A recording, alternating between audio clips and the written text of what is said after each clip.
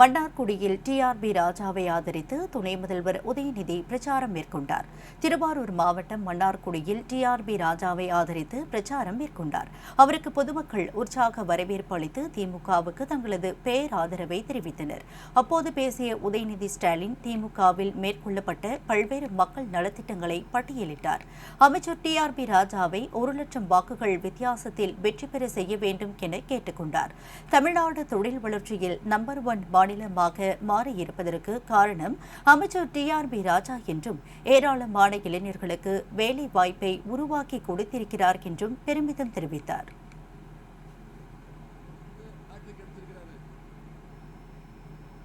முதல்ல சகோதரர் டிஆர்பி ராஜா அவர்களுக்கு வாக்கு கேட்டு வந்திருக்கிறார். ஒரு அருமையான வேட்பாளரை உங்களிடத்துல தலைவர் ஒப்படைச்சிருக்கிறாங்க. போன முறை கிட்டத்தட்ட 37,000 வாக்கு வித்தியாசத்துல அவர் ஜெயிக்க வச்சு சட்டமன்றத்துக்கு அனுப்புனீங்க. தலைவர் அவர்கள் அவரை அமைச்சரா வாக்குறாரு. இந்த முறை குறைஞ்சது எவ்வளவு வாக்கு வித்தியாசம்? 1,00,000. சரி, பண்ணி காட்டிடுங்க பாப்போம். செஞ்சு காட்டுவீங்களா? குறைந்தது 1,00,000 வாக்கு வித்தியாசத்துல ஜெயிக்க வச்சு மிகப்பெரிய வெற்றியை கொடுத்து அவரை அனுப்பணும். பண்ணுவீங்க? 3 முறை தொடர்ந்து ஹேட்ரிக் அடிச்சிருக்கிறாரு.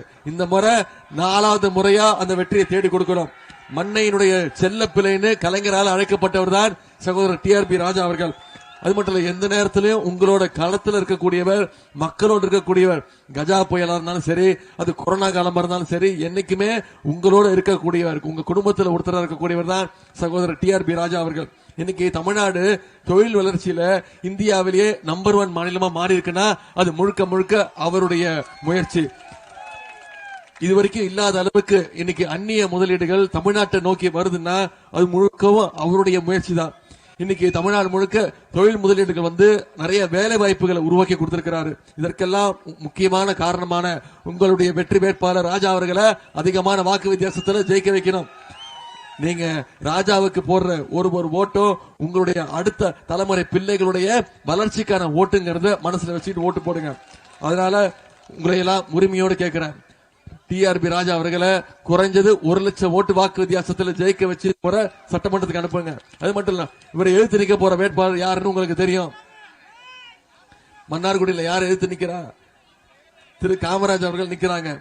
மொத்த துரோக கூட்டமும் இன்னைக்கு ஒன்னா சேர்ந்து ஒருத்தரை வேட்பாளர் ஆக்கி இருக்கிறாங்க.